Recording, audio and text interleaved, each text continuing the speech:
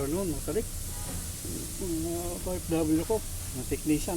Ito, nagpalit lang tayo ng ABS sensor.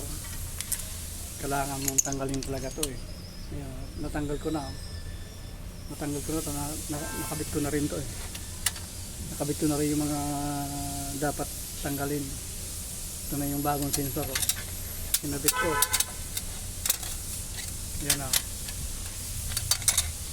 Ito na yung bago ng sensor yan o. Bago mo siya matanggal eh, kailangan tanggalin mo rin to. Ayun, okay na. Ito yung luma niya. Nasunog kasi. Nasunog oh. Yan o. Kaya pinilitan ko. Kasama sa estimate. Yan o. Ito lang yung papalitan mo. Dami mong tatanggalin eh.